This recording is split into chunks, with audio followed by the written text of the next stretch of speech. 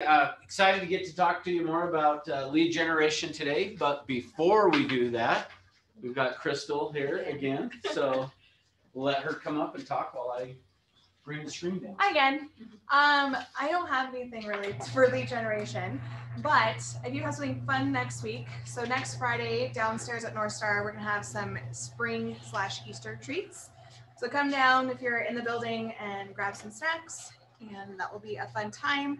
Next week, I'll probably have a little bit more title tips, but lead generation, I will refer people to you. That's about all I can do. There you go. Like that.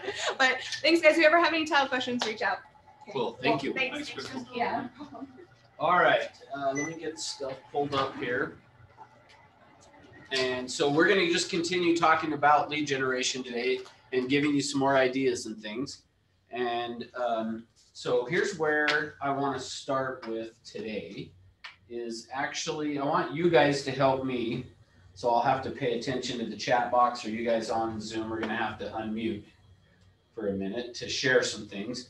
But here's where I want to start with today is I want to make a list here of all the possible ways that we could prospect. So I want you guys to give me what are some ideas about how we can generate leads. Does that make sense what I'm asking? Yeah. Door knocking.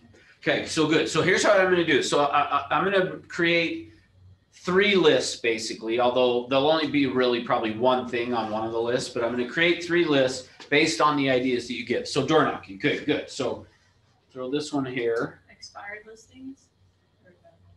Perfect. Expired's good. SOI and their SOI and Okay, their SOI I'm going to put in this column. For sale by owner. Okay, good. I'm just going to put FSBO here. Yeah, and you guys on Zoom, you're already kind of doing it, but yeah, throw in your first and last name and which office. For rent by owner. For rent by owner, okay, good. That doesn't come up very often, so that's a good one. For rent by owner that one is one actually that not many people will do and call on those is finding people who have rental properties that are trying to rent them out, so that are advertising that they're renting them, and then contacting those people to say, hey, you know, your property value's gone up a ton, you interested in selling? So that's another good one. What Probate. else? Say it again. Probates. Probate, okay. I'm going to put that, let's see, I'm trying to think where I want to put that. I'm going to call it, well, when you say probate, tell me what you mean. Meaning like talk to attorneys or? Yeah, get to attorneys and, you know, people who are in that field, right? Maybe even funeral directors, things like that. And, okay, good. That's what I thought you were kind of hitting. So I'm going to put that over here in this column. Actually, no, I'm going to move that. Sorry. I'm going to also getting with the county list, right? And seeing who's in probate and then marketing to them, sending out marketing. I'm going to add that one to this list here. So good. What else? Social media is huge right now. What's huge? Social media. Social media. Okay, good. So I'm going to put social media over here.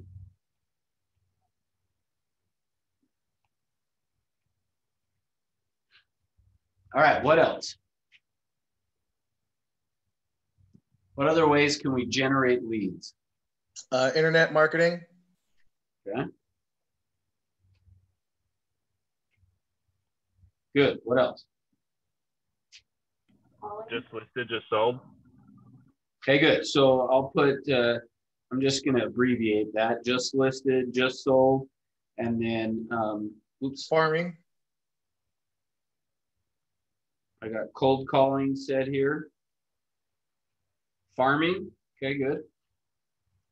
I don't know what you do to put this under, but anytime I go on, I just put my name tag on it because I have a weird name. And then if people see my name, and I start to ask me questions about it. Okay, so just wearing your name tag. Okay. Okay, yeah, I'll put that over here. And so it kind of just starts conversation. Yep, giving out your business card to everybody you see. Okay, I'm just gonna call that one open your mouth. How's that? Like just talk to people, so good. Volunteerism. Okay, so volunteering, I'm gonna put that up here under the network as well. What else can we do? Usually from California, there's one you guys will bring up that you can't do right now. But so events, good. I'll just put that over here. Events. Is that like open houses? Okay, good. Yeah, so that's another one. Open houses. So we could call that as events too if we wanted. But open houses. Oh yeah.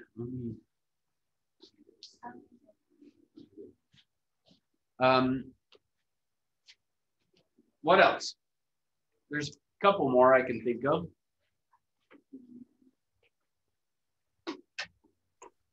Media commercials, TV, radio. Okay, I'm just going to call that advertising. Print media, same kind of concept. Okay, defaults.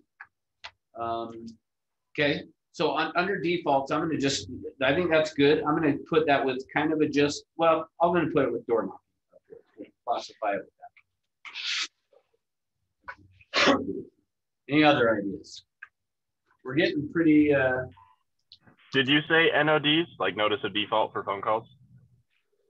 I don't know if we necessarily said that, but yeah, so I would throw that either under cold calling or door knocking for notice of default. That's good. Any other ideas? I think that pretty much exhausts it. I mean, we might be able to come up with a few other things that we would classify as one of the others, but all right, so here's what we're going to do.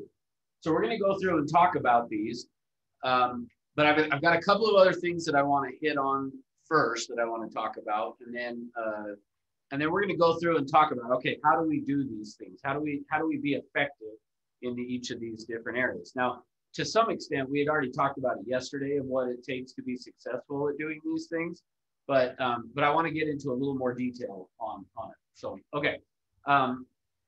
But before we do that, I've listed these in essentially 3 columns, but really we're going to only talk about 2 because this SOI and network could go either direction is the reason I put that in the middle. Okay. So when you look at these columns, so specifically say looking over here at this, what do these have in common? And then look over here and what do these have in common? So if you were to classify each of the lists, how would you do it? What would you say? Active and passive. Perfect. Yeah, Tim said active and passive. Sorry for you guys on Zoom, you might be a little delayed, so they're going to answer before you. But yeah, so this side, I'm assuming you meant this side active, right? This side is active, this side is passive. So tell me more, what do you mean by that, Tim? Take the right side as passive, you set some things up, you populate it with the information and stuff like that, and you let it sit, and you hope somebody lands on it. The other one, you're out there exposing yourself to the door slams, the hang-ups, all the other stuff. You have to be more engaged. Perfect. Yeah, so that's exactly what I would say is this active side is you're going out and making it happen versus on the passive side, you're kind of throwing something out there to some extent, and then you're waiting for something to happen. So think of it that way. Is this side over here, I'm waiting. This side, I'm going to make things happen. Now, there are advantages. Russ, business now versus business later is the way I look at it always. Okay, good. And I think that's potentially a way to look at it. I would say to some extent, though, some of the door knocking and just talking to people, some of those are going to be potentially still later things. And you may do an internet lead and close somebody next week. So, but I like what you're thinking there, Carla. Yeah, that's true. Good. There are advantages and disadvantages to both. So what would be the advantage of the active side? What's the advantage of working in this column? Consistency? Well, say more about that. What do you mean? Consistency? Yeah, say more about it. What do you mean by that? Well, I'm doing those things on the active side every day. Okay. Once in a while, I might maybe once a week, twice a week go into social media. But Okay. every day, I'm constantly thinking of working the left every day. Okay, good. What other things would we say would be advantages or disadvantages of this active side? What would be an advantage to working this or a disadvantage? Helps build your pipeline, hopefully. Okay, so build your pipeline. Okay, good. I like that. What else? Maybe your client thinks you're more like proactive, so they trust in you and they know you'll get it done because you're out there. Okay, good. So yeah, your client's going to trust you a little more. I like that. So here's what I would say for me on this active side. The advantage of this side is you're in a little more control. Meaning like, so we talked about contacts and things. I can somewhat control the number of contacts that I make on this site versus if I did a social media post, do I have any control of the response meaning if of how many people are going to respond to that post? Not really. So, so that's where I would say is the advantage to this site. The disadvantage on this side, and specifically talking for sale by owners and expireds, is you have more competition. There are more people that are calling a for sale by owner and expired than who is going to be over here on, social media kind of thing. So here's what I'm really saying. Your skill level in this area has got to be higher than over in this area. Meaning, because this area, somebody's just going to call you and say, hey, we want to buy a house or we want to sell or whatever, to some extent. On this side, you've got to be able to get them to convert into wanting to do one of those things. So hopefully that makes sense, okay? So on the passive side, here's what I will tell you that I have found is the positive of it is that the people are coming to you, meaning so they're not going to be as resistant to talking to you because they're coming to you. But the downside of this is you don't have the control of how many. Like, for example, say open house. So back in California, open houses work better in California than they do here. Now, that's not 100% true, but what I mean by that is you'll get more people show up to an open house in California than you do to open houses here in Utah. That's just kind of how it works. But the downside is you don't know how many people are going to show up when you do an open house. Now, you do have control, though, over based on the number of people who do show up, of them doing something. So here's what I mean by that. We did a survey, a study, maybe is a better way of saying it than a survey. We did a study of people who show up to an open house. There is an 82% chance that they will do something real estate related within a year. Somebody who shows up to an open house, there is an 82% chance they're going to do something real estate related within a 1 year period. Now, I would say the same thing on the internet. So somebody that jumps onto an internet and requests information, there is an 82% chance that they're going to do something. Now, here's the only difference I would say between the internet and an open house is on the people on an internet are typically going to take a little longer.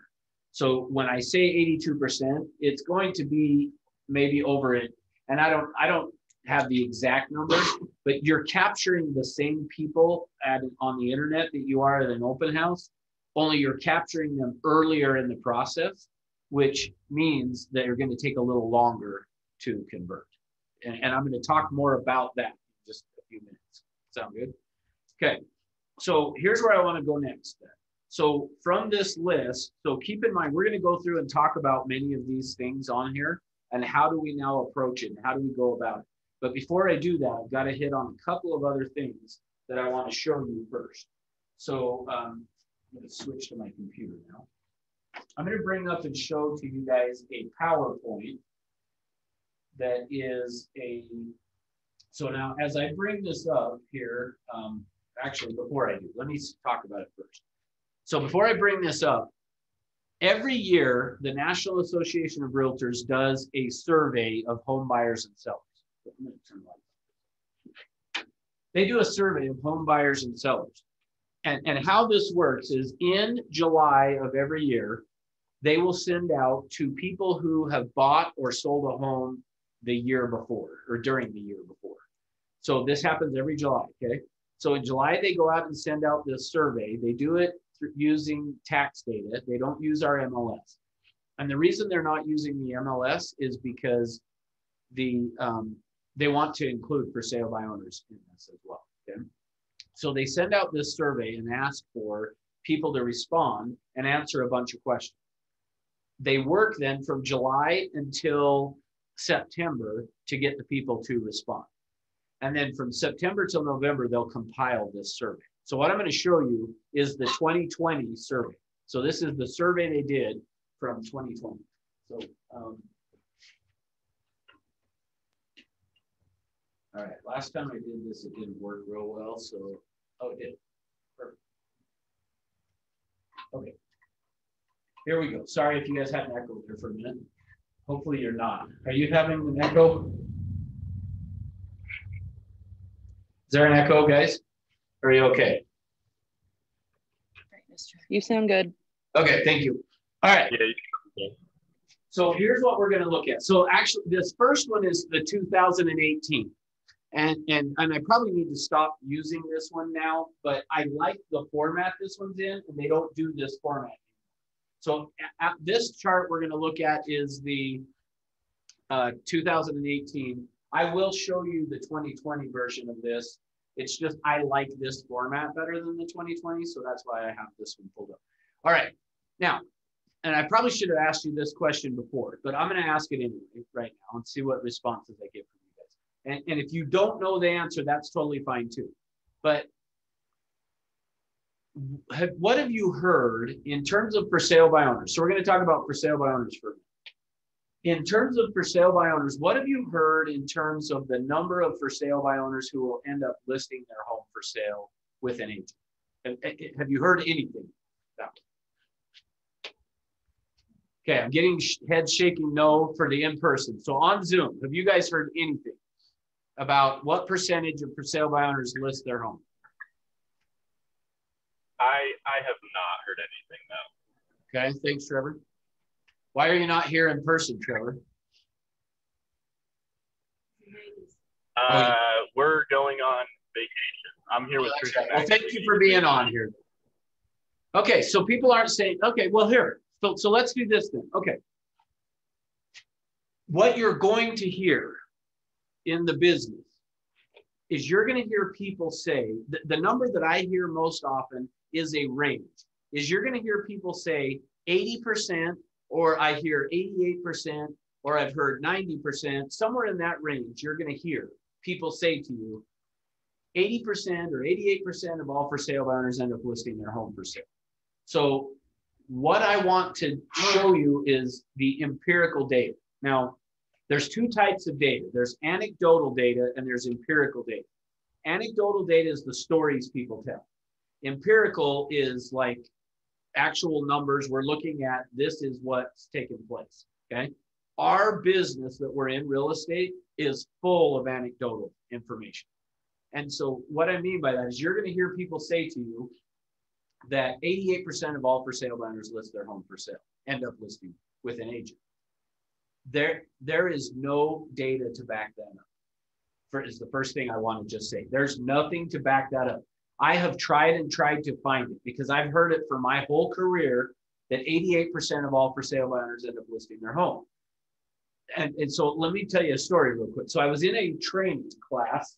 This is probably, I don't know, 10 years ago-ish. I'm sitting in this class and this trainer, this guy had flown in from Boston to Salt Lake to do a class for our company. And he stands up and he says, everyone knows 88% of all for sale owners end up listing their homes for sale. Well, I had been trying to find the data and had never found it. And let me back up. I said that wrong. Here's how he said it. According to NAR, the National Association of Realtors, according to NAR, 88% of all for sale owners list their home for sale with an agent.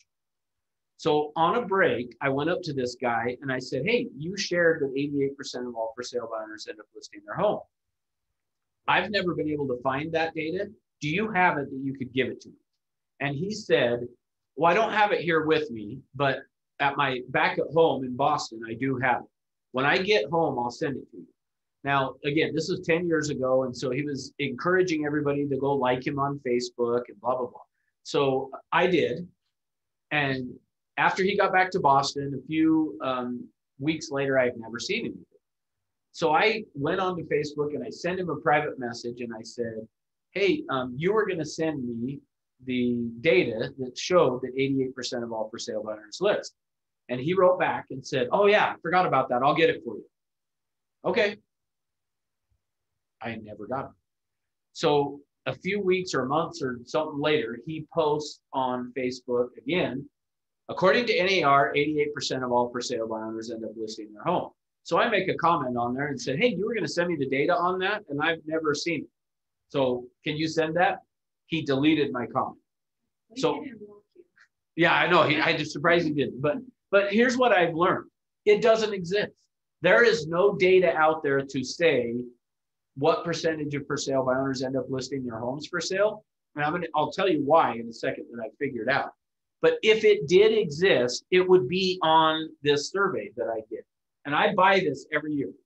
In fact, actually, if you guys want this, after I show you a few of the things, if you go to realtor.org and then log in with your National Association of Realtors number, it's called a NERDS number is what we call it all the time, your NERDS number. But if you log in with that, I think, at least it was free this year. I usually pay $20 for it, but it was free this year. So anyway, so here's what you're looking at. Now, here's where this comes from. So remember, people are going to say 88% of all for sale by owners list. I think where that comes from is this chart. To the best of my knowledge, where that comes from is this chart you're looking at right here. Because notice, as you look recently, it's kind of in that 88, 89% range, got up to 91%. But that's not saying that those are people who tried for sale by owner and then listed their home. What that's saying, if you look down here, is these are agent assisted. Sorry, I probably should point with my mouse so the people online can see it.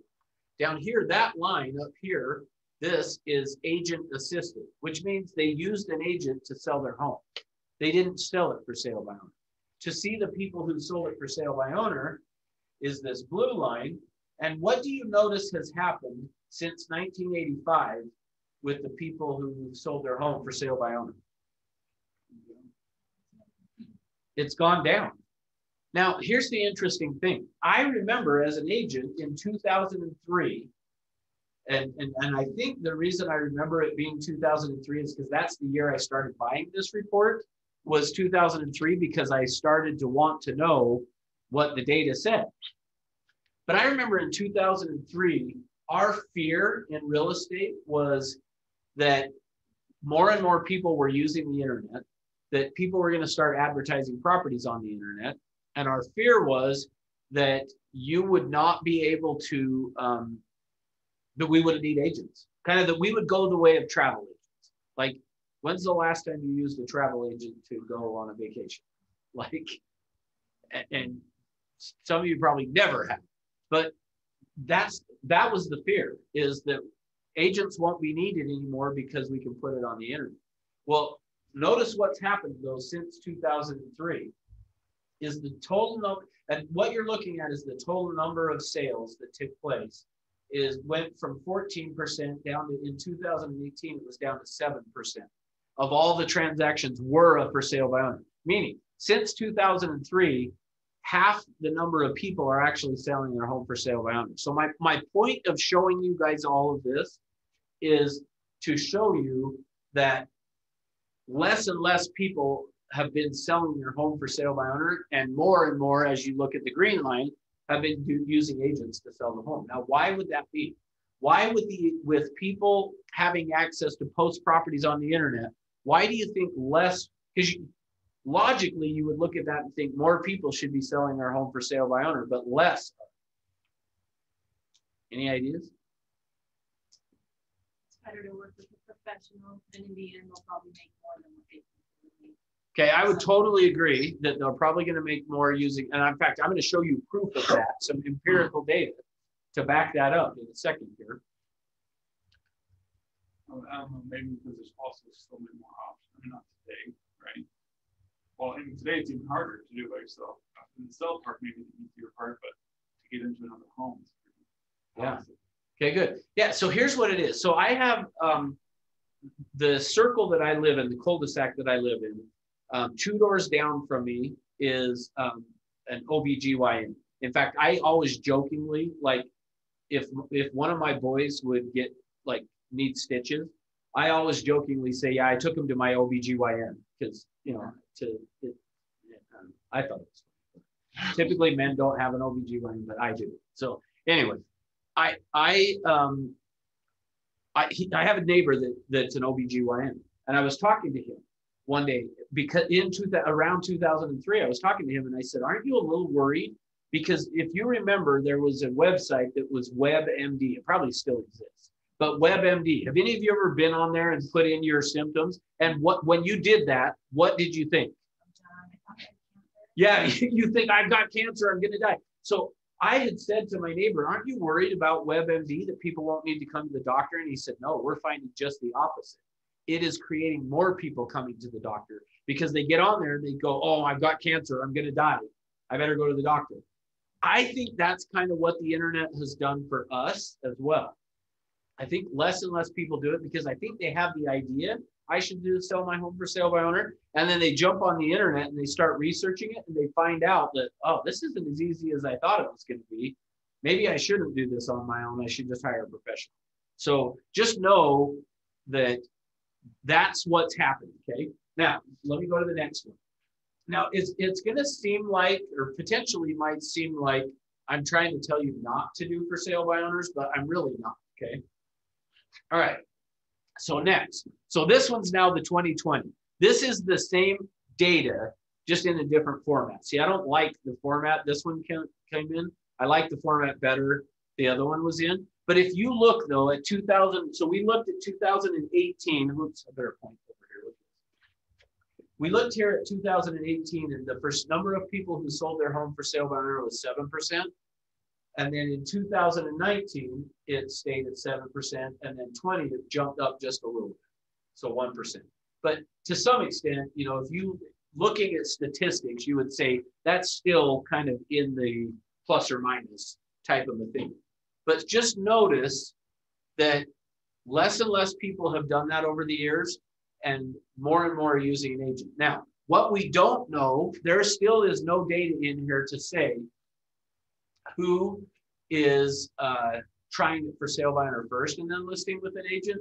And the reason that we don't get that is it's impossible to track.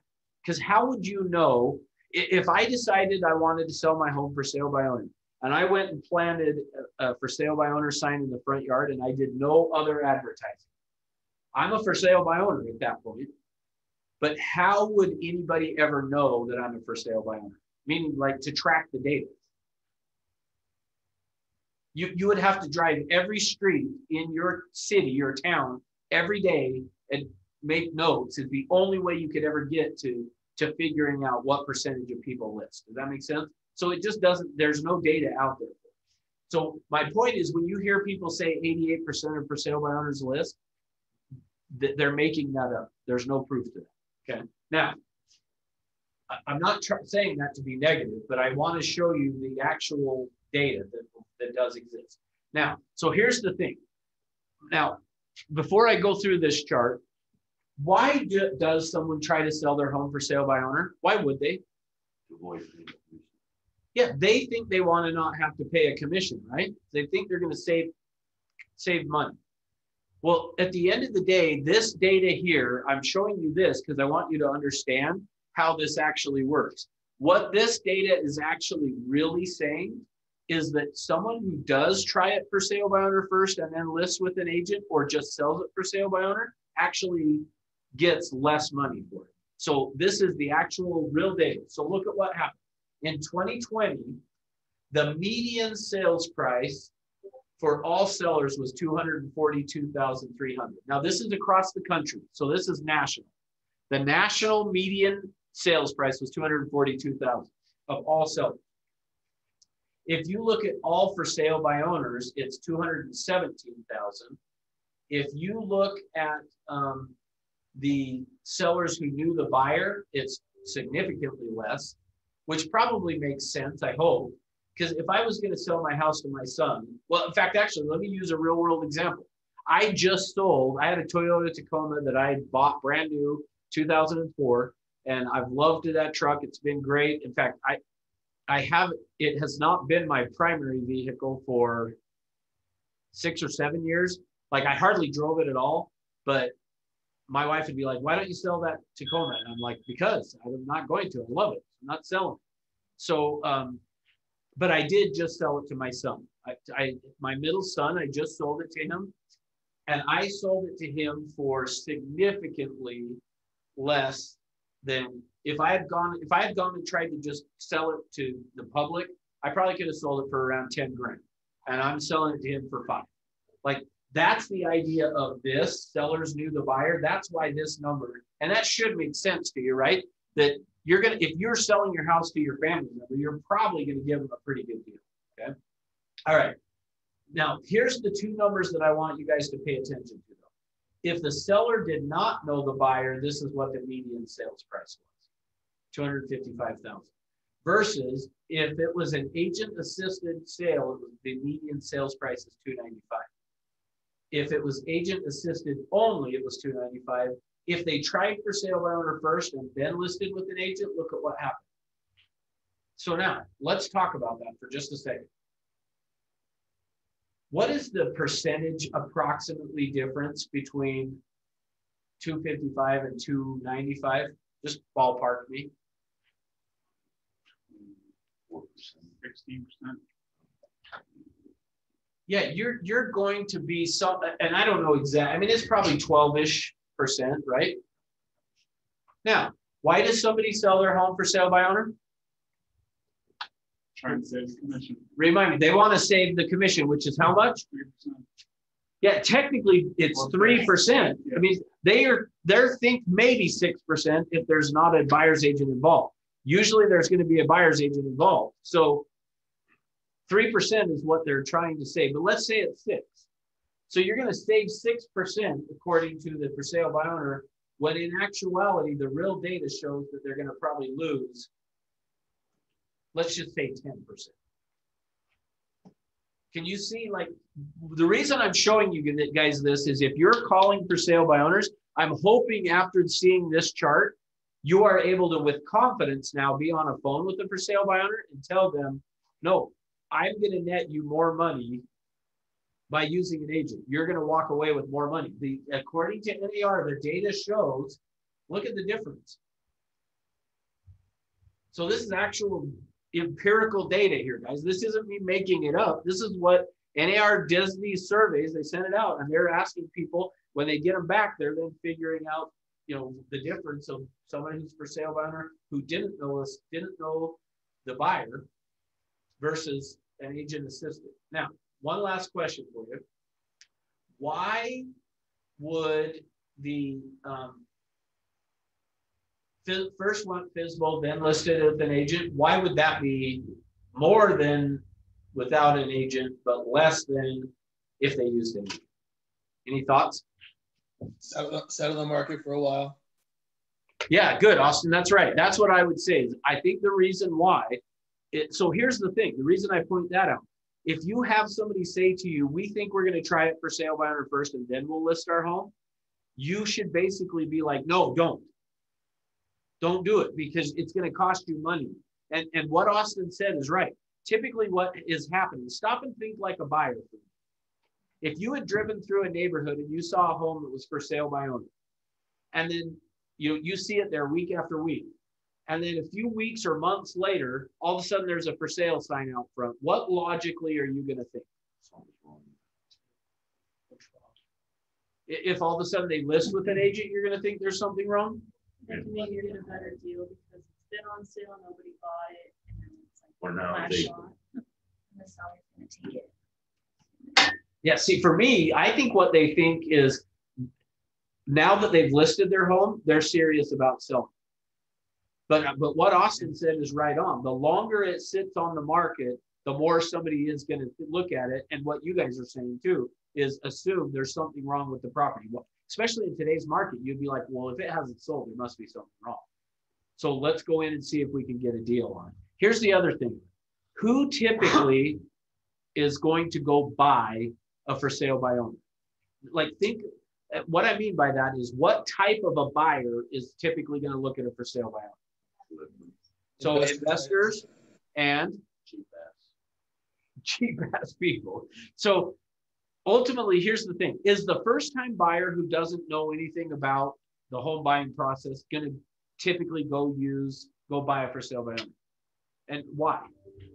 They don't know what they're doing. They don't know what they're doing. And how much does it cost them to use us? Yeah, essentially nothing. So why would somebody not use an agent to buy? See, if you stop and just think through some of this stuff, you kind of go, yeah, it just makes sense. All right, 2 other things that I'm going to show you, and then we'll get into some more fun stuff here, okay? All right, next is this. What you're looking at here is the method used to find a real estate agent by first time or repeat seller.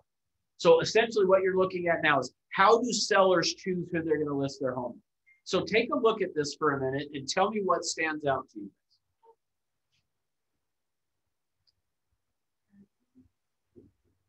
Referral always brings back repeat some.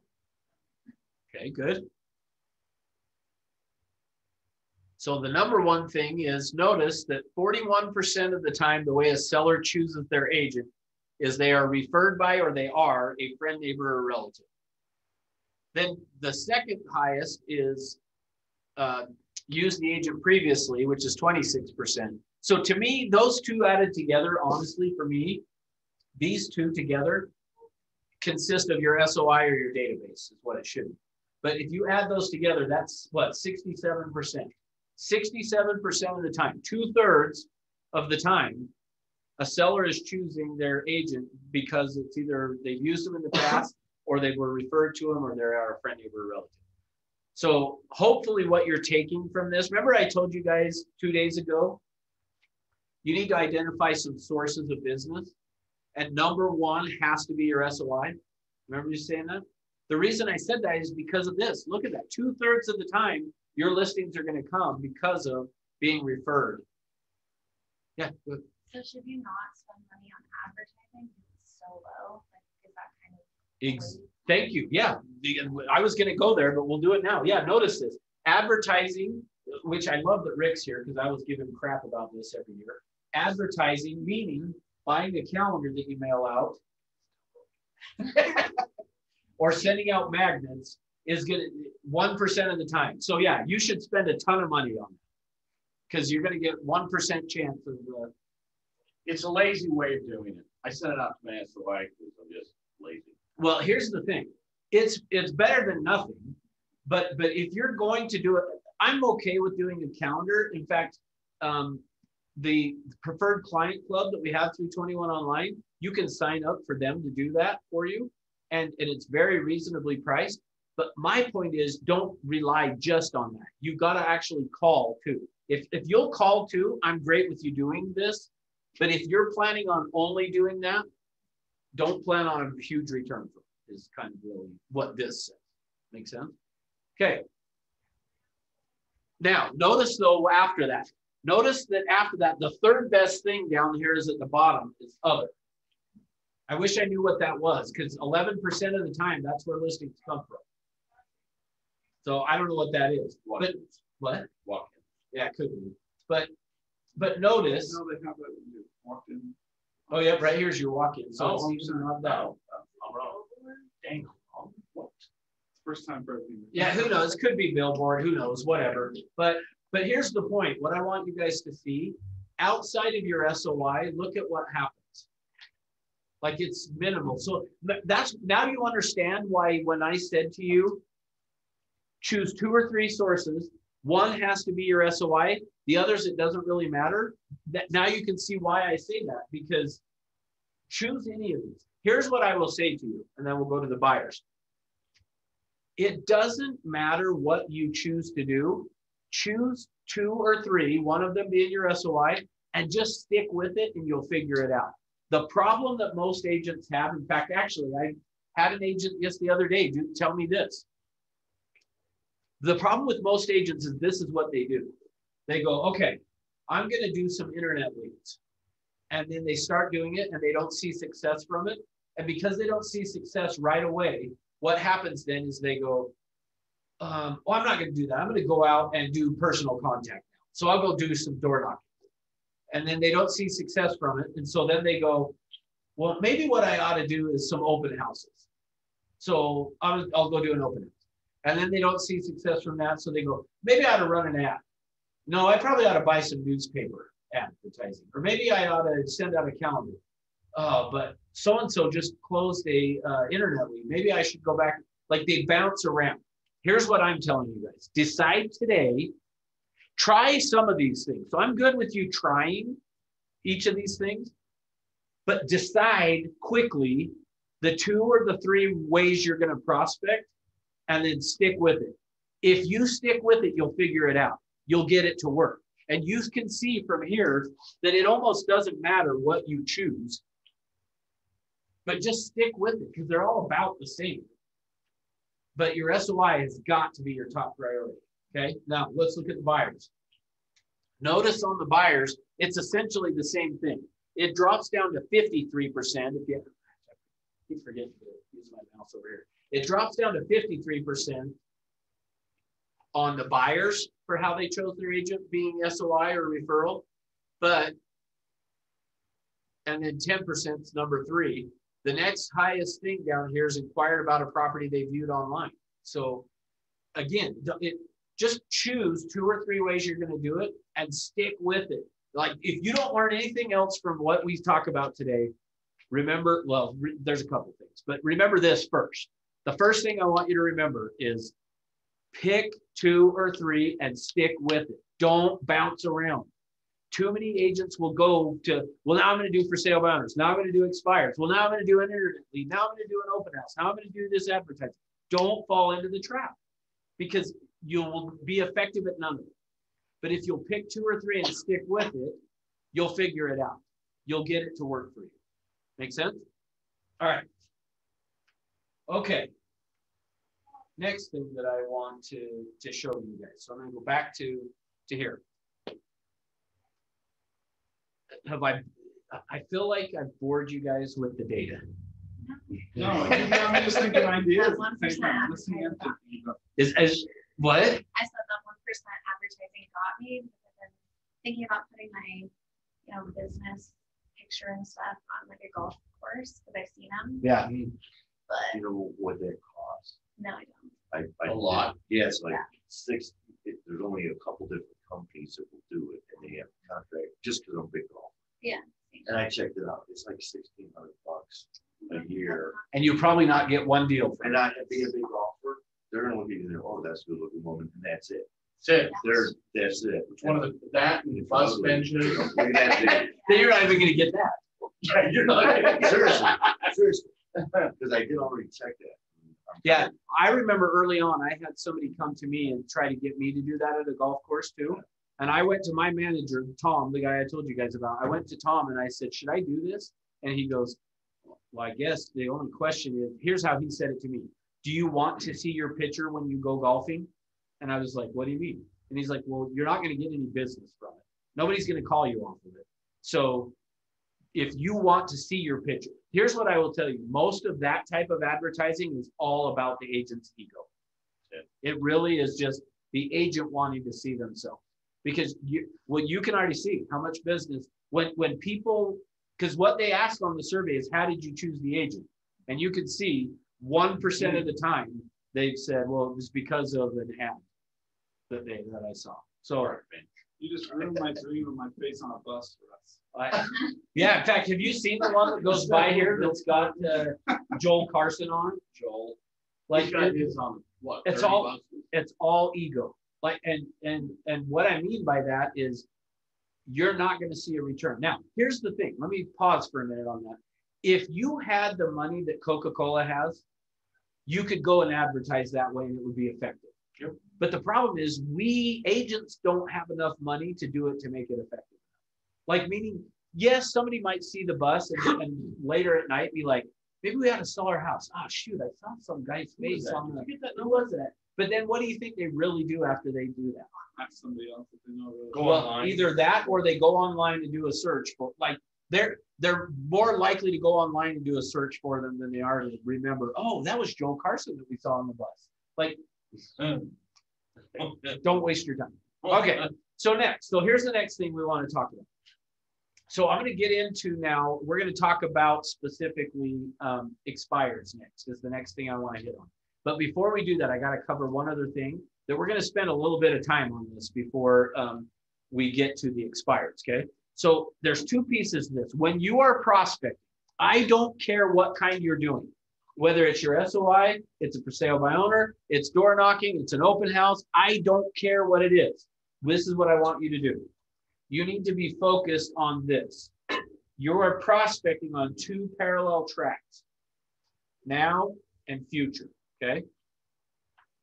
Any prospecting that you do, you need to be doing it with this idea, is I'm prospecting on two parallel tracks at the same time. I'm looking for now business and I'm looking for the future, okay? Now, let me say it to you this way. What is the difference between a hunter and a farmer? One grows and the other kills. Okay, so, but specifically as far as getting something to eat. A farmer's providing for everybody. A hunter's providing just for his own family. Okay, good. But now, Farmers have like a surplus of food, and whatever you kill, you have that. Yeah, so that's what I would say is think of it as the hunter is going out and getting food for today. So when we prospect, we want to be the hunter, meaning I want now business, okay? I want to come across now business when I'm prospecting. But you're not always going to get it because not everybody is ready to buy or sell. You know, if you go knock on somebody's door and you just said, hey, my name's Russ and I'm with Century 21 and we've listed your neighbor's house. Have you thought about selling? And they say, yeah, we've thought about it, but we're not going to do it until next year. Then if that's the case, do you want to say, oh, well, I'm a hunter. So, you know, I'll come back next year when your house is worth more money and I'll worry about you then. Like, I would not recommend it because yes, I want now business and we want to get that. But if you could come across some future business at the same time, wouldn't it make sense to say, I'm going to capture that person, I'll work with them differently so that a year from now, I have a transaction. See, ultimately, that's what I'm saying is we want to approach it from the standpoint of I'm looking for the now business because, yeah, I got to make my payments next month. So I want those. But I'm going to come across people who are not going to do anything for a year. So I'm going to also capture those people at the same time. Does that make sense? So when you prospect, we want to be looking for now and future business. Now, what does that look like? The now business is going to look like I'm trying to set an appointment. Okay.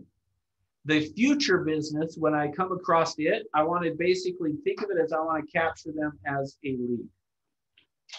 Okay. So I'm looking for the now business, which is going to look for like I'm trying to get an appointment. Now, let me say that to you a little different. Essentially, here's what I'm saying to you.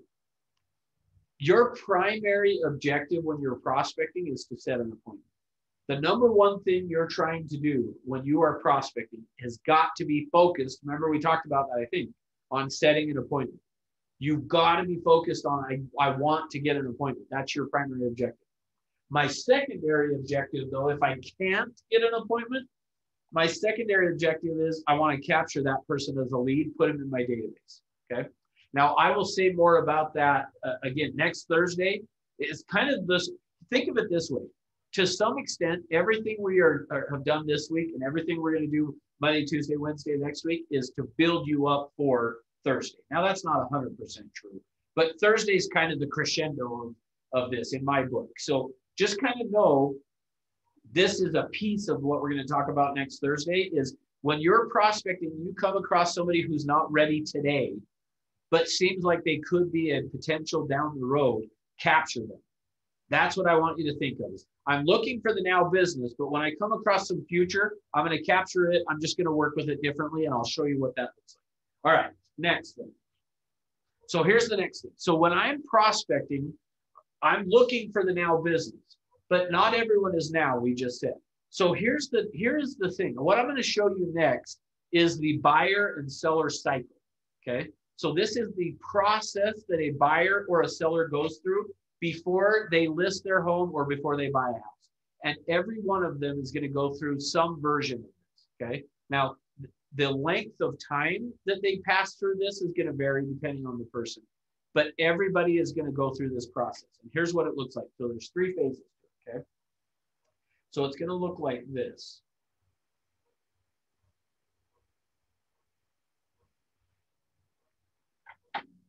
Okay, so this is the buyer or the seller cycle.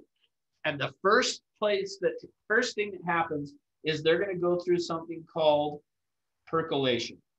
Now, what does the word percolation or percolate, when you hear that, what do you think of percolation? Or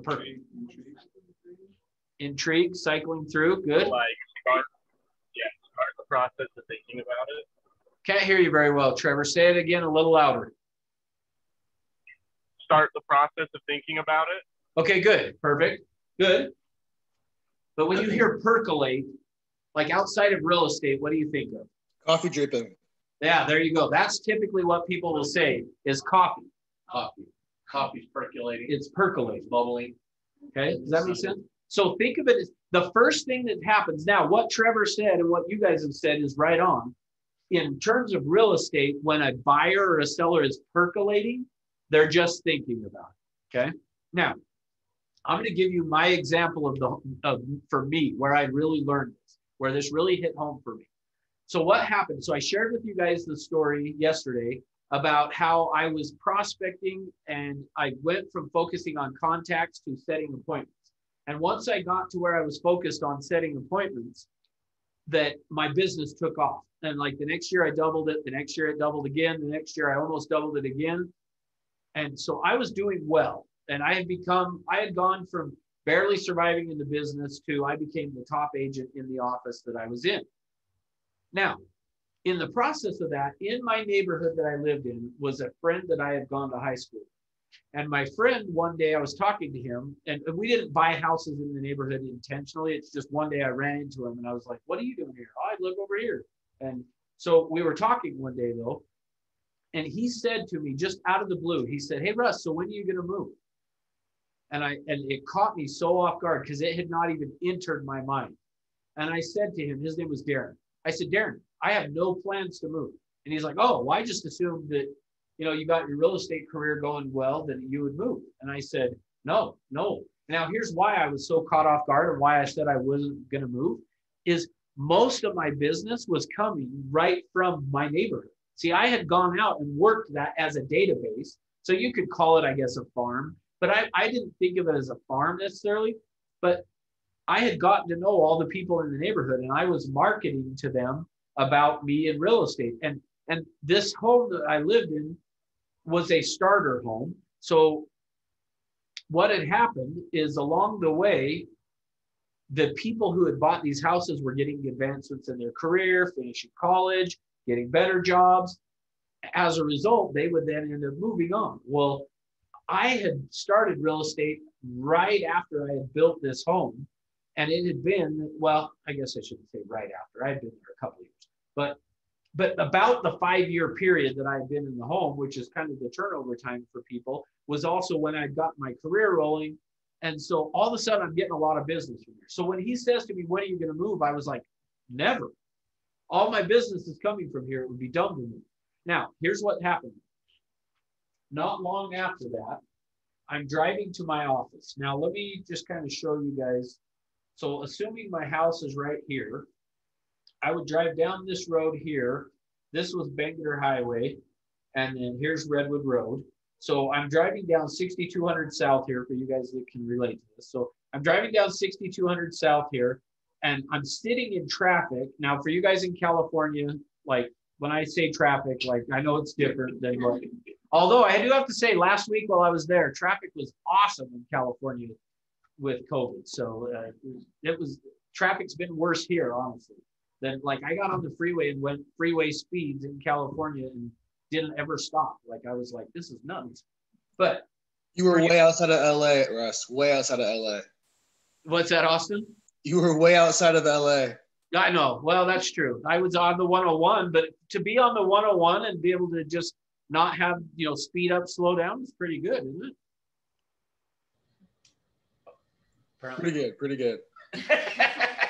Okay. So here's what happened though. So I'm driving down this road and I get here and the traffic right here, like you had to wait for like 3 lights or I don't know if that's really true, but that's like traffic for us, for you guys in California. Like I had to sit there for 2 lights maybe.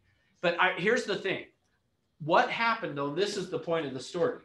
So remember back here, percolation is the first thing that happens before somebody's going to buy or sell. So what happened was this. I'm driving along here and I sit in traffic there and I have this thought. If I ever do move, it will be east of Bangerter Highway. Because once I would get past here, then the traffic was fine. My office was down here on 78th and Redwood. So I would drive through here, go down Redwood Road and get to my office. I remember just thinking, if I ever move, I will be east of Bangerter Highway. Now, here's the fascinating thing with that. At the time, I didn't know it. But what I know now and what I'm teaching you guys is in that moment, percolation started. So think of it this way. The fact that my friend even asked me, when are you going to move? Is actually like the seed that got planted that I would tell you it took root. That seed took root in me that day. Sitting at that stoplight, I thought, if I ever did move, it's going to be east of Bangerter Highway. Well, so here's what happened then. Not long after that, I'm driving one day and I get past here. And there's a road here that's 3200 west and this one's 2700 west. So I'm driving along and I get right past 3200 west here. And I notice down here is a brand new subdivision of homes being built. And I go, wow, they're building some new houses there. And then I continued on to work. Now, here's what I will tell you. I didn't know at the time, but I do now. That was still percolation. Because then what happened is my wife and I are driving along here one day. And I say to her, hey, did you notice these new homes being built over here? And she said, no. And I'm like, oh, yeah, you got to see them. So I turn and I drive down and I drive through the neighborhood. Now, right here is a neighborhood park with a pool and a tennis court and a park. And so we drove through and I'm like, yeah, look at this. There's a pool and a park and all this. And honestly, at that point, if you would have asked me that day, do you think you're going to move into this neighborhood? I would have said, no way. Nope, I'm not leaving my neighborhood. I'm not moving. Okay. Now, again, what was going on that I didn't realize was percolation is happening right now.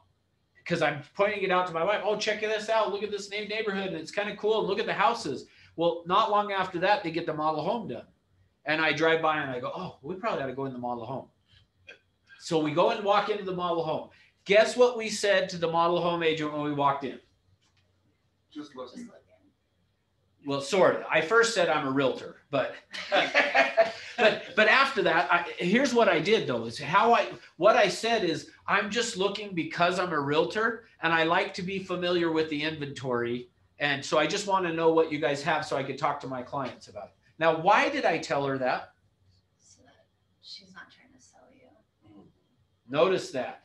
The reason, because here's why I said it, was I didn't want her to try to sell me. See, none of us want to be sold. We all like to buy. We don't like to be sold. And so I walked in saying that. So keep in mind when somebody walks into you or you meet them or you call them on the phone and they say, we're just curious, what they're saying is, I don't want to be sold. But what's important for you guys to understand is what we're talking about right now, which is that they're probably in percolation or they're in the next phase, which let me give you that one now. The next phase is what we would call information gathering.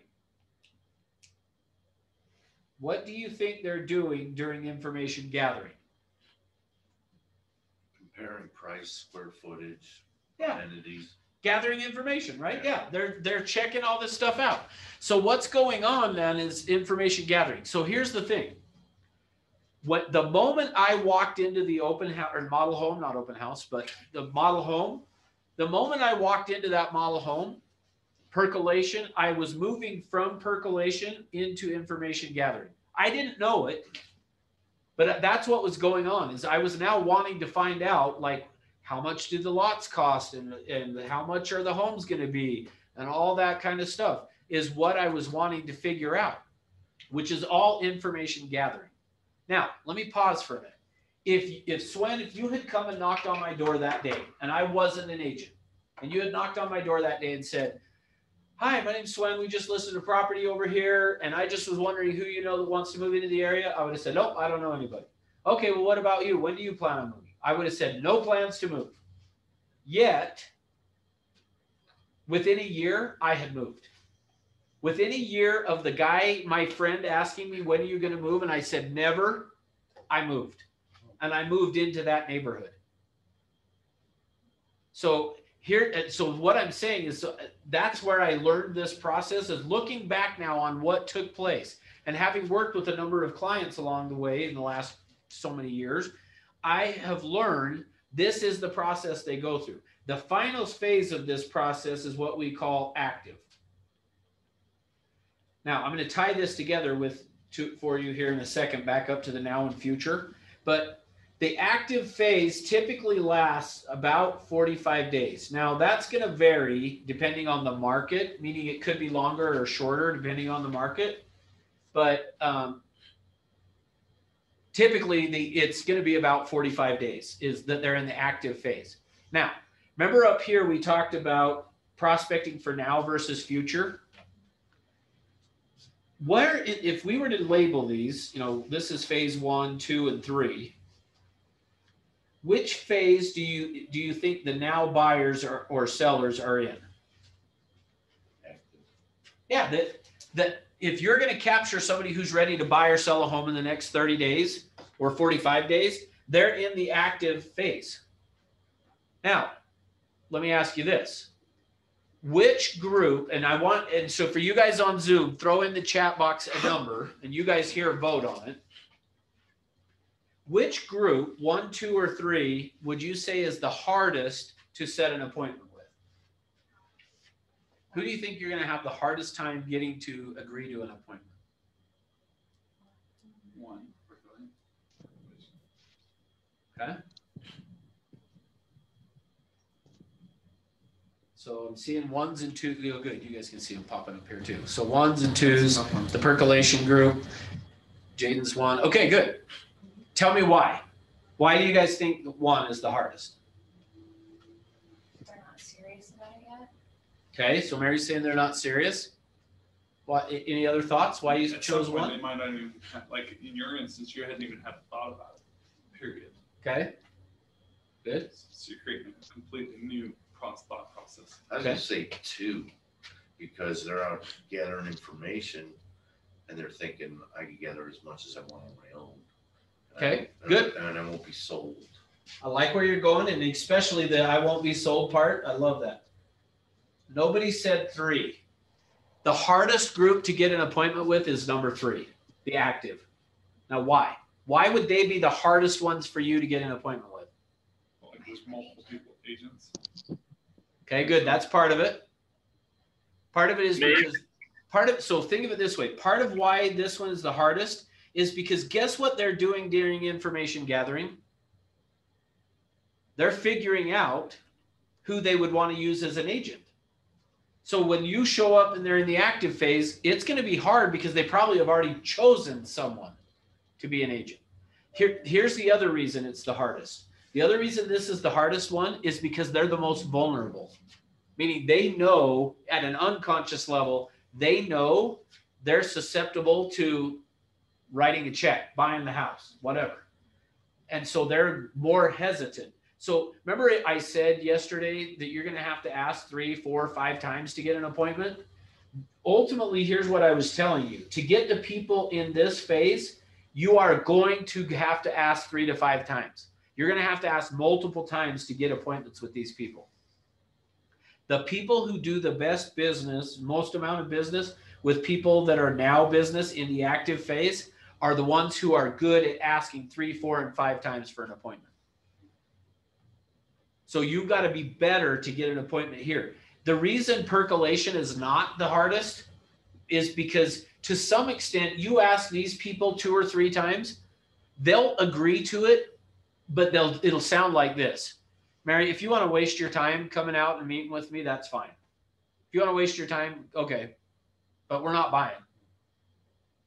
So that's why I say that the active is the hardest to get an appointment with, is because they usually have already made decisions along the way. They may already have an agent they're working with, or they're a little nervous that you're going to push them to do something that they're not sure they're ready to do, even though they are, if that makes sense. Okay. All right. Any questions on that? Okay. So let me just kind of sum it up then by saying this. So remember earlier I said there's, if you don't remember anything else, this is the next thing I would say. If you don't remember anything else from my training today, remember this. And remember that this is the process people go through. Now, this whole process, this whole thing is typically going to last somewhere between 6 to 9 months for a buyer, meaning from when they start to percolate until they purchase. So if any of you are working internet leads, keep in mind, remember we talked about lead follow-up, and keep in mind that I told you guys you're going to have to be really good at lead follow-up. If you're working an internet lead at all, keep in mind you're going to have to stay in touch with people for 6 to 9 months, most of them, before they're going to do something. That's because remember I said, in an internet scenario, they're way back here. They're somewhere in this percolation, maybe the early stages of information gathering, maybe. But they're just getting started, and they have to think of it no different as planting a seed and growing tomatoes. Like, you don't plant the seed and then tomorrow go out and harvest tomatoes. It takes a little bit of time. So think of it this as the same thing as people who are in percolation or information gathering are going to just take a little more time to get there. So that's why I say to you, yes, look for the now business. Yes, we want to prospect trying to get an appointment today with the people. But if I can't, then I recognize if you remember this and understand what I've taught you on this, you would go, okay, great. Yeah, no, I'll stay in touch with you, because here's what it's going to look like. So Tim, let's say that I was working, you had signed up on a website that I have or something. And I call him up and he goes, yeah, we've thought about it, but we're not serious. Okay, well, great. That's no worries. I work with in fact, write this down if you have not heard me say this yet. You need this in your notes. I work with my clients at their pace. I work with my clients at their pace. If you should be saying that on almost every phone call you ever make. I work with my clients at their pace, or a door that you knock on. I work with my clients at their pace. Because here's the thing. So hopefully you're getting where I'm coming from on this.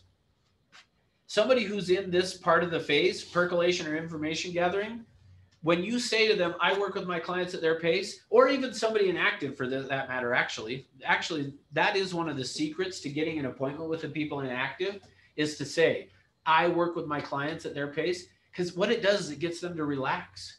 They kind of go, okay, good. You're not going to push me to do something. So they relax and they go, okay, yeah, good. So you need to be saying that to people over and over and over again. As soon as you feel like they feel you're pushing, you throw out, hey, I work with my clients at their pace. I'm not here to try to get you to do something you're not ready to do. And I truly believe that. That's where I come from. So I just would say, hey, look, I work with my clients at their pace. If you're not ready, that's totally fine. Now, I also do feel like my job is to lead them through the process, though, and to just ask them to take the next relevant step, whatever that is. Okay. So just keep that piece in mind. I work with my clients at their pace, and it's because I understand this. So now I get on the phone with Tim and he says, I'm not ready and I'm not serious. I'm going to be saying, hey, no worries, Tim. I work with my clients at their pace. So just give me an idea what you're looking for in a home. So now he's going to give me an idea what he's looking for in a home. Then I'm going to say, oh, you know what? I actually might know of one that could work. And if he says, yeah, but we're just not ready. Oh, no worries. Like I said, I work at my client's pace. Just know that those will come along. So let's do this. I'm just going to stay in touch with you and I'll keep you updated on the market. Sound good? It does.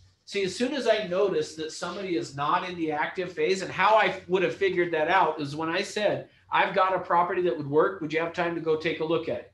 Well, no, because we're not going to be ready for a year. Oh, okay. Well, then no worries. Then I kicked from the hunter to the farmer. See, that's what I'm saying is I go from the looking for now to great. Hey, no worries. I work with my clients at their pace. I'm going to need a transaction in a year from now too. So that's okay with me. That makes sense? All right.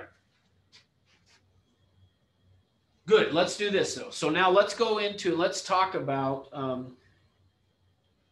want to talk about expireds for a minute now. Okay. So I'm going to give to you the process that I would recommend if you're wanting to work expired listings. I'm going to give to you the process that you should follow. Now, the bad news is there's not a whole lot of them around in today's market, expired listings. But there still are. They're still around. So just know you can still capture an expired listing even in today's market. So here's what I would recommend to do. So first I'm going to tell you what not to do, okay? Because this is what I did at first. The first thing I did is I had this decision the one day that I wanted to go out and knock on the doors of for sale by owners, because in my mind, what I had noticed is I was calling expired listings and for sale by owners. And when I would call, what I found is, and we talked about yesterday, I wasn't willing to call at 6:45 a.m. So I would start at 8 o'clock. Well, when I would call, by then they were usually, oh, you're the 10th person to call. And so I was like, I got to do something to set myself apart from everyone else that's out there. So here's the idea that I had. I'm going to go out and knock on doors. I'm going to go knock on their doors. So what I did is I had gotten all of the expireds for Salt Lake County, and it was somewhere in the neighborhood of 10 expired listings from the day before. So I pulled all 10 of those. I jumped in my car, and then I drove the whole Salt Lake Valley here to go knock on the doors of these expired listings. And what would happen is I drove up to Sandy, and I pull up to this house. I parked. I got out. I went up and knock on the door. And after I knocked on the door, nobody came to the door. They weren't home. So I wrote a card and stuck it in the door and jumped in my car. And then I drove to, and I don't remember where all I went, Mill Creek. I don't know. Knocked on the door. Nobody was home. Stuck my card in the door, got in the car, drove to Holiday. Nobody was home. Went to Sugar House. Nobody was home. Went to the Avenues. Nobody was home. Drove out to Magna. Nobody was home. Went to West Valley. Nobody was home. Went to West Jordan. Nobody was home. Went to Riverton. Finally, somebody's home. Oh, yeah, we already relisted with our agent. Oh, awesome. Like I went to all these. I drove all over the valley. It took me the whole day. I talked to one person, and they had already relisted with their agent. Don't do that. Okay? So here's what you want to do instead. Here's how I would recommend, if you want to do expired, so this is how I'd recommend you do it. Decide on an area. So pick an area that you're going to work in, and it can be whatever you want. Now, sometimes people will say, how big should the area be? Like, here's what I will tell you.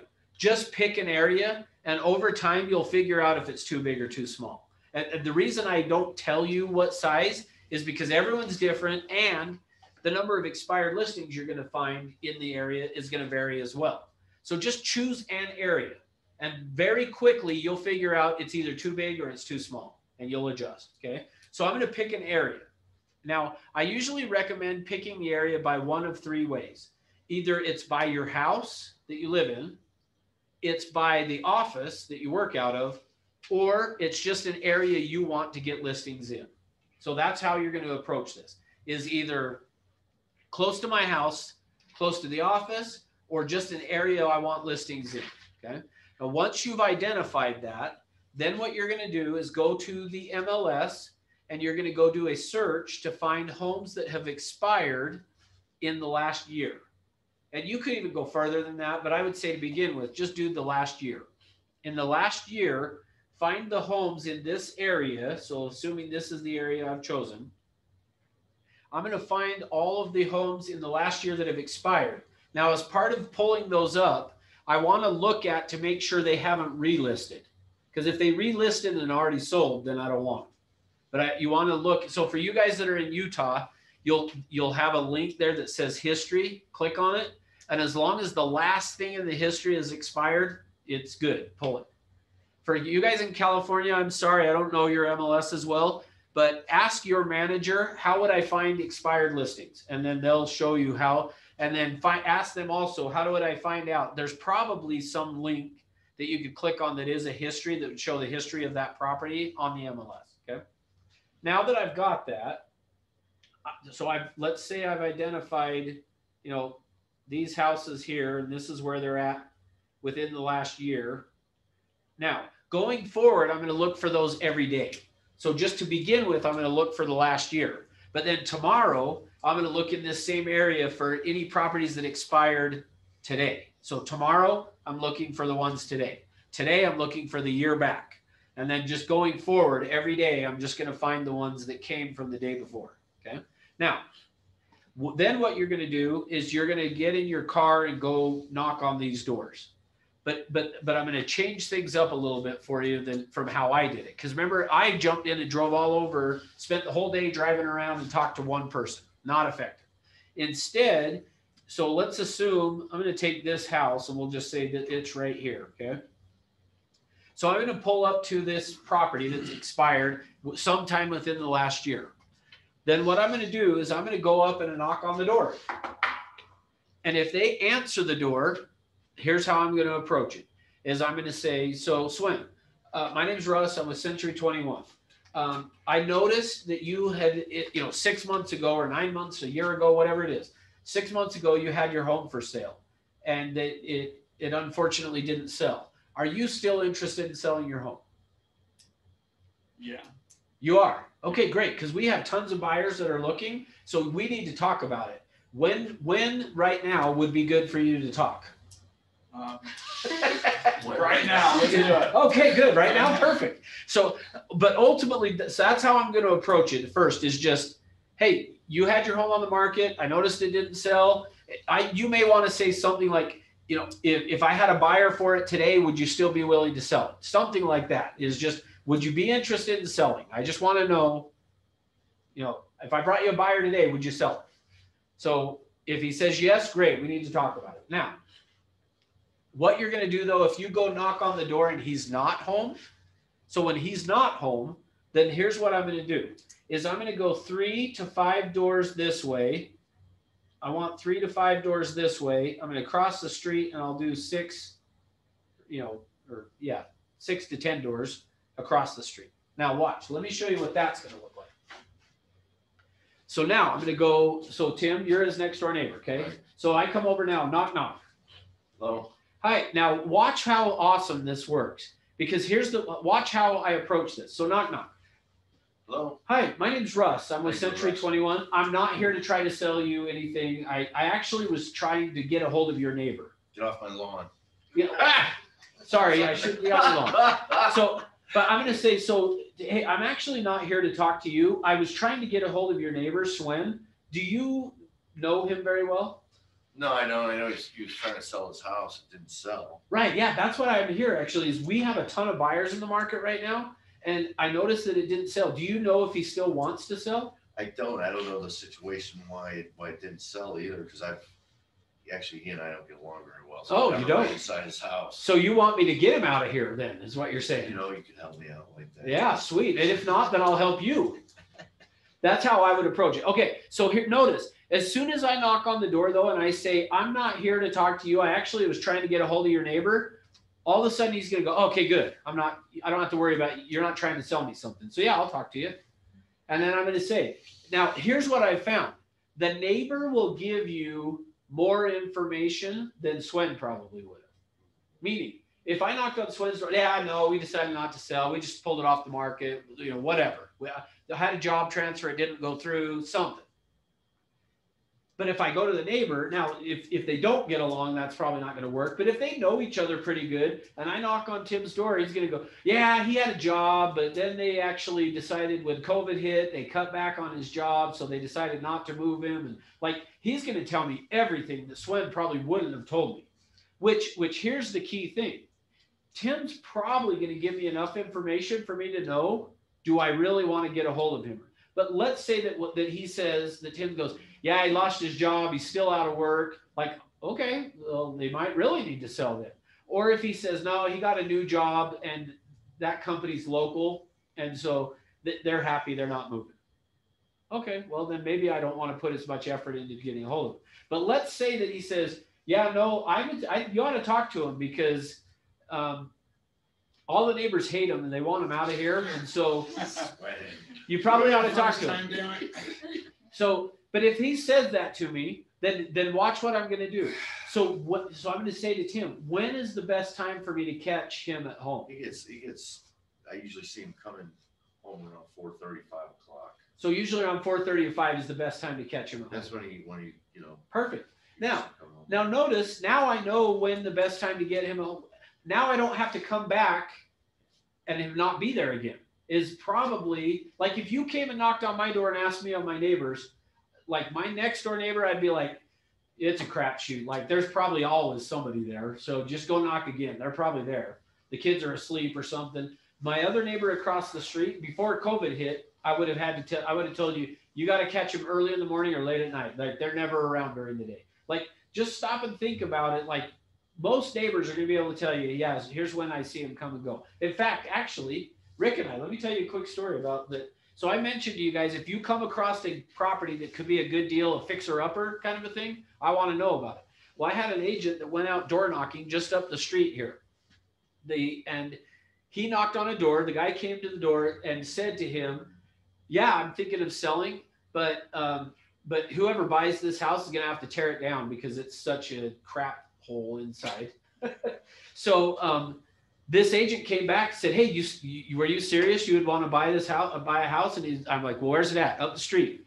I'm like, does it need work? Well, he thinks it needs to be torn down, which I'm like, yeah, it doesn't. I mean, I hadn't even seen it, but I'm like, people think you're going to have to burn the house down. You typically don't have to. So I was like, yeah, I'm definitely interested. And he said, great. I've got an appointment with the guy to talk to him. Hey, it's Danette's birthday today, guys. Yeah. So, Happy birthday. Yeah. Thank you. She's 29. Oh, I love you. I know. Okay. Will it be distracting if I work on these? No, only for you, because you're going to get so engaged in my story that you won't be able to focus. So, actually, I will just stay in the kitchen. So. oh, thanks. Now I'm offended. You don't want to hear my stories. Okay, so here's what happened is he came back, said yes, and he said, I've got an appointment with the guy to go look at it on Wednesday. Do you want to go with me? Yes. Well, by the time Wednesday came, he had called the agent and said, never mind, I need to reschedule, you know, blah, blah, blah. So the agent could never get a hold of the guy again. So I went by, knocked on the door, nobody answered. I stuck a card in the door that just said, I want to buy your house, and just put a business card in the door. Got back in the car and left. Never called me, nothing. So I went back again. I checked. My business card was still there. So I'm like, oh. So one day, Rick and I had gone to lunch. And on the way back, I said, hey, I want to stop by this house. So we go over there. We knock on the door. The business card's still in the door. I'm like, I wonder if the guy doesn't even live here or anything. So we decided, let's go ask a neighbor. So we go to walk across the street to ask the neighbor right across the street. And as we're walking across the street, the lady walks out. So I did similar to what I just said. Hey, question for you. Can you tell me a little bit about the neighbor right here? And she was like, what, do you remember how she started it? He's really creepy. Yeah, she's like, you're really creepy. And we're like, oh, okay. Well, pretty soon her husband comes out onto, they had like a patio on the second story. He comes out, what are you doing, honey? Like, I think he was a little worried. Who are these two guys standing there talking to my wife? So he comes out and he's like, hey, honey, do you need me to come down? She's like, no, these guys are fine. They're just talking to me about the guy across the street. And he goes, oh, I'll be right down. So he comes down and comes out. And we're like, yeah, so, you know, I just said, here's the deal. Like, one of our agents knocked on the door, said that he wants to sell. And so I want to buy it. And so they just start telling, like, just gushed everything. They're like, yeah. They said, do you remember back in New York a few years ago, there was the guy that had kidnapped the two ladies or whatever and had them there for years or whatever. And then finally they got out. We're like, yeah, I remember that. He's like, I think that's what's going on in this house. Really? They were like, I'm serious. They're like, the only time that guy comes outside is in the dark. He won't answer the door. he like, so it's kind of weird that he did answer the one day, but they said he's creepy. He won't come out. They said if he's out, they had lived there for 5 years. They said we've never once talked to him, and they said we've tried. Like he would put his garbage out, take it out to the street. If you open the door and go out, he'll like run back. They're like so good. Like so, here's my point. The neighbors will tell you what's going on, and they'll give you all. Like I got all the information about that house, and I've still. In fact, we had to go by there today again, but. I'm trying because I'm like, yeah, check on the girls. I know, exactly. So anyway, here's the point though. So I'm going to go do that and knock on the door to talk to Tim to find out about Swen. If he doesn't answer, he doesn't know, then I'm going to come over here to Mary and I'm going to go knock, knock. Hey, I'm not here to talk to you. I wanted to find out about your neighbor. They have their home for sale. Do you know if they still want to sell it?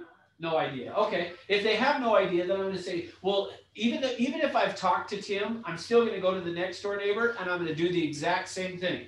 Do you know when the best time to catch them at home is? 3 o'clock. Around 3 o'clock. Now, here's the thing. The further away you get, the less likely they're going to know, oh yeah, here's kind of when they come and go. But also maybe Tim and Swen don't get along, but maybe Mary and Swen did to where she's like, oh yeah, he's a great guy, even though Tim's told he's horrible. Like, who knows? But I'm just going to get whatever information I can get from her about him. And if not, now, I left out a piece with Tim, but at the end of the conversation, I am going to say, so Mary, actually, we've got a ton of buyers looking to buy right now. Have you ever considered selling your home? Now, remember yesterday we talked about you got to connect, you got to create value, you got to close. See, by me coming and saying, I'm here to talk to you about the neighbor, we've now made a connection. And what I mean by that is she's let her guard down and going to be willing to talk to me so that when I then say, well, hey, how about you? Have you thought of selling your home? She's going to probably tell me the truth at that point. Either, yeah, we've considered it, or she's going to go, no, we have no plan.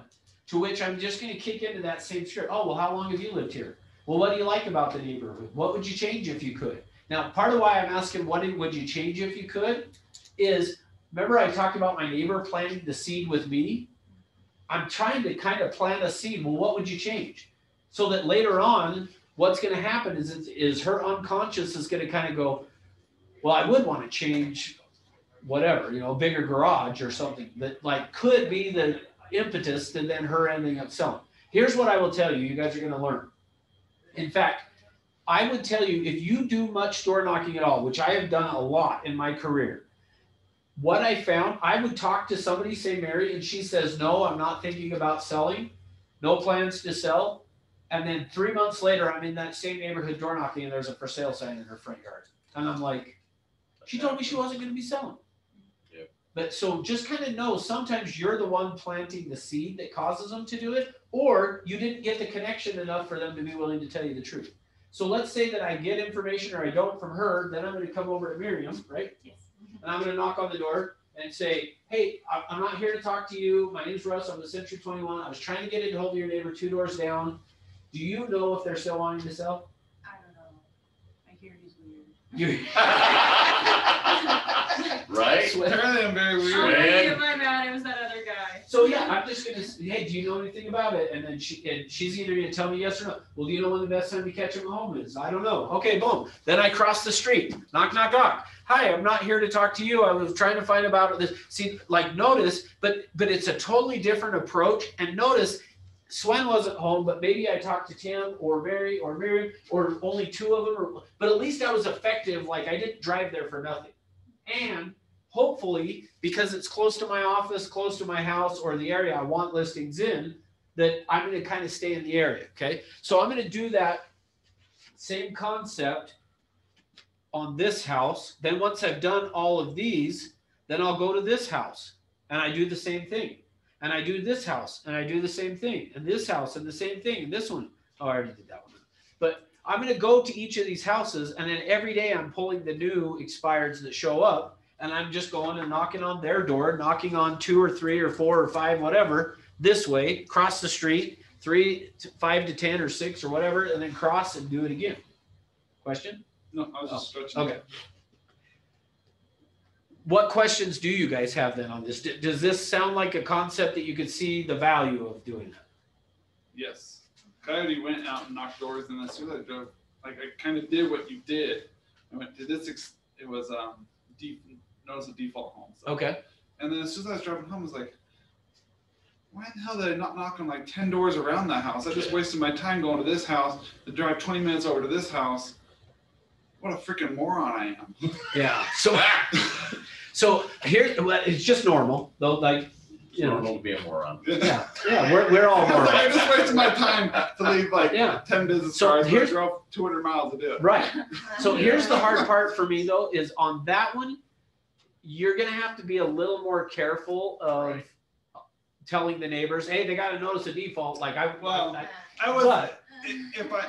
have done that. Wouldn't have been like, oh yeah, I noticed. No, I wouldn't do that. But I would go to the neighbor and go, hey, I'm actually trying to get a hold of your neighbor. Here's how I would approach it in that scenario. Is I would say, I've got a buyer. Well, let me rephrase. I would say we have, meaning Century 21, because I guarantee you we have a buyer that would buy that house. So I would just say, we have a buyer within Century 21 that's interested in a home similar to your neighbors. Do you know if they've thought about selling it? Do you know when the best time to catch them at home would be? Because you're right on. It's the same concept. I would just approach it as, hey, we've got a ton of buyers in the market. We've got some that are looking for a home similar to your neighbors. Now, if their house is similar too, they might be like, well, they're not interested in mine. Well, no, they would love yours too, but I was wanting to get to your neighbors first for whatever, you know. But that's how I would approach it. Same concept. You know when the best time to catch them at home is? Because I want to talk to them. Because now they're either going to go, oh, they moved out a week ago or 2 weeks ago, in which case then you call me and I'll go fire. Russ, I have a question. I have an answer.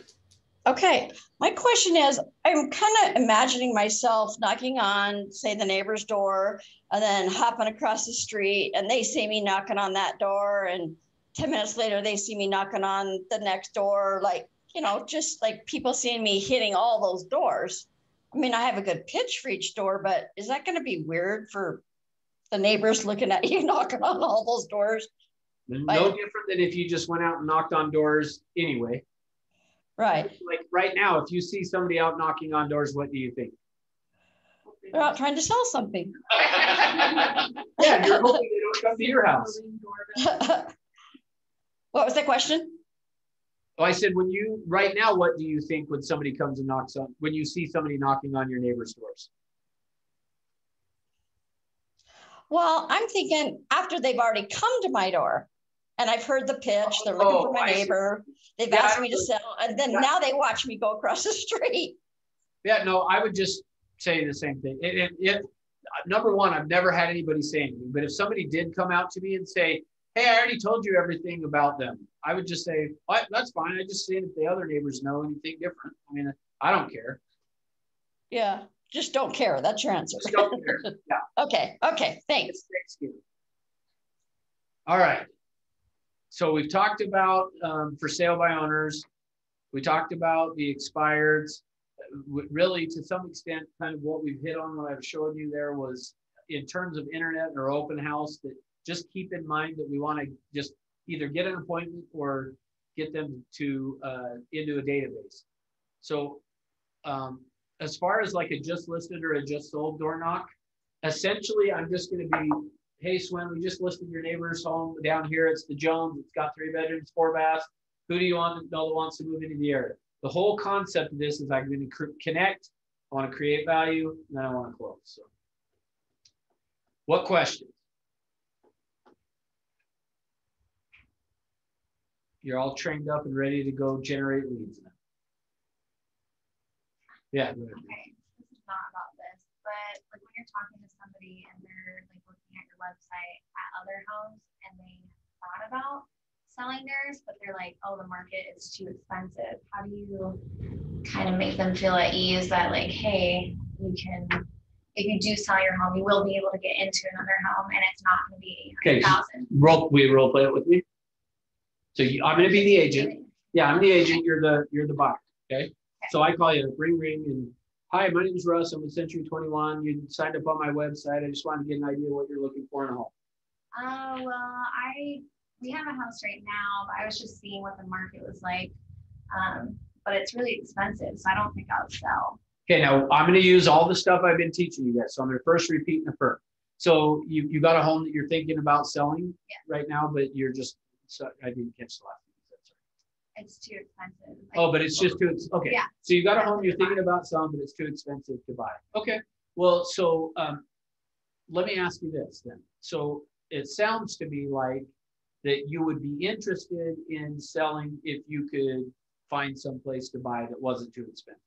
Right. Okay, well, the good news is I come across some really good deals before they hit the market.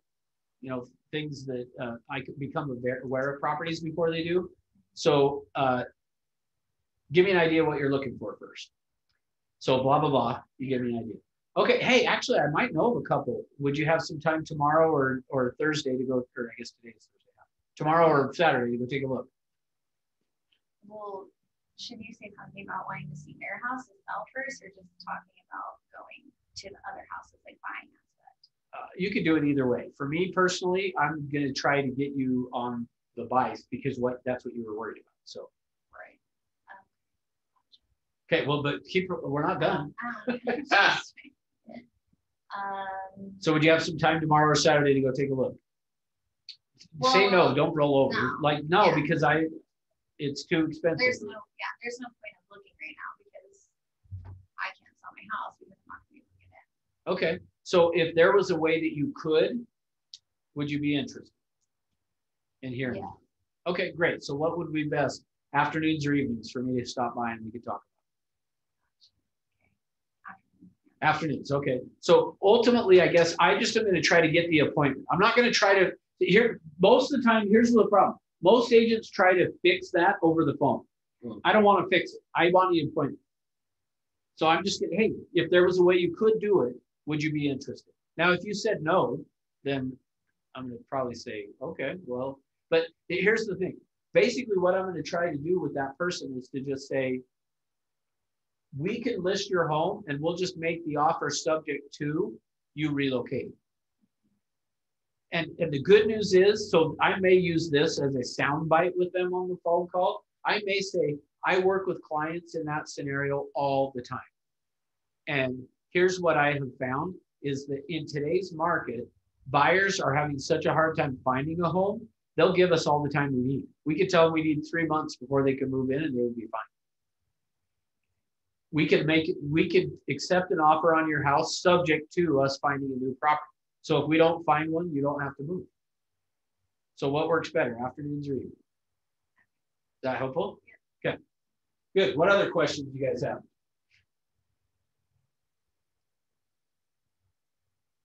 What about talking to buyers who are, they're also, I guess, procrastinating? I mean, just looking into the market, like first-time buyers or people who are hesitant about prices in the market right now.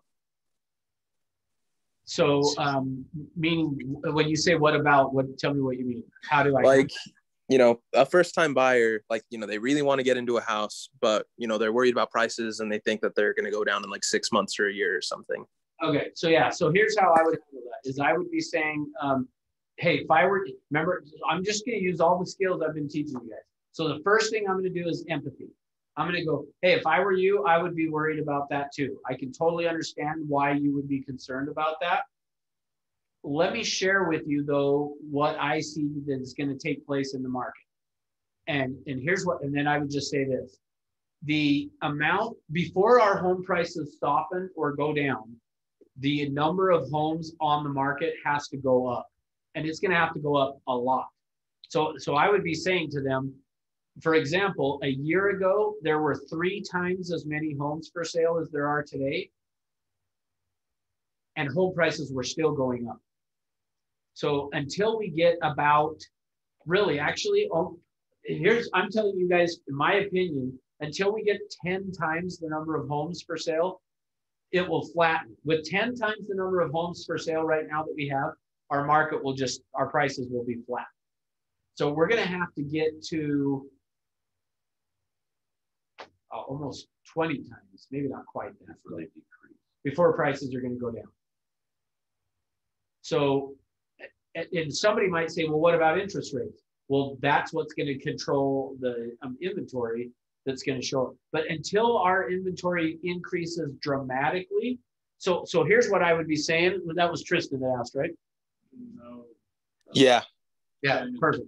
So what I would be saying to that person is my fear more is if you don't buy and you say, I'm going to wait a year, you're going to pay even more for that same house. And so I would rather see you get in and start to earn the equity of that. So what works better, afternoons or evenings, for us to get together and talk more about it? So I'm always going to start with empathy in that scenario. Hey, totally understand where you're coming from. If I were you, I would be concerned about that too. But, and to some extent, you could kind of forecast it, meaning like, even in 2009, when prices went down and people tried to time the bottom, they didn't realize that it was the bottom until it was already back up dramatically. So for me, and this is truly how I believe, is unless you are buying this as a short term, you're going to sell it in a year, it doesn't really matter. Like, you'll be fine on the value. So I love the fact of hearing people say that. I've got a neighbor right now that is going to sell his house and rent because he thinks our prices are too high. And maybe they are, but like I'm telling you, until inventory increases, our price, just supply and demand tells you that the prices have to keep going up. And in fact, like for you guys that are in California, go back and watch. If you guys don't believe what I'm about to say, I record every one of my classes. Go back and look at about a year ago, no, more than a year ago, probably a year and a half ago, 2 years ago, classes where I taught this. And one of the classes I say, home prices in Utah are going to double. That was 2 years ago. And it was because I was down at our California offices teaching, and we were talking about, and I went and looked at a few houses in Ventura, or actually in Simi Valley. And like when I saw what you could buy for $600,000, I was like, are you kidding me? That's crap. Like, it's a piece of junk. And it hit me that I realized people still buy houses there. And it kind of hit me, our economy and the way it works in Utah, our prices are going to double over the next 10 years. I said that 18 months to 2 years ago. I realized it hit me. We should be buying as much. And I still even believe, for me, our prices are still really good in terms of where they'll be 10 years from now. So we're running out of space here. We're gonna be dealing with an inventory shortage in Salt Lake for a long time. So I have a builder that my dad works for, and what he does is he buys homes, tears them down, and then he just builds. There's no end. Yeah. Yep. Yeah. So I don't know if that helps, Tristan, on it, but for me, I would just be saying, totally understand where you're coming from, but what I see taking place is until the inventory dries up. So yes, you might be able to wait for prices to come down, but when they do come down, they'll probably be higher than they are today. Meaning they're going to go up a lot more before they go down. Russ, they thought in the crash of 08 that it was going to go down. And technically, it did slightly, but we're so far past that threshold, it's ridiculous. Yeah. We've, tripled? Yeah, a lot. So cool. What else? What other questions? All right. Well, thank you for being here. So no class tomorrow, but then Monday, same time, same link, everything. And Monday is going to be like, okay, now I got an appointment. Now what do I do with it? So Monday will be about how to handle a buyer appointment. Monday is going to be about a buyer appointment.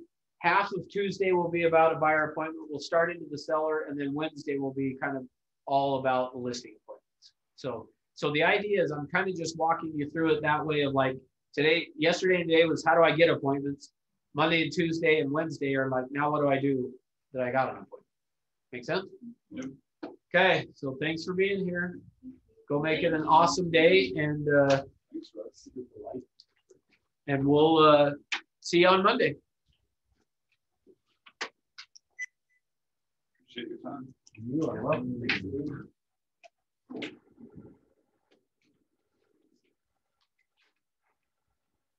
Now go list. Yeah, go get some listing.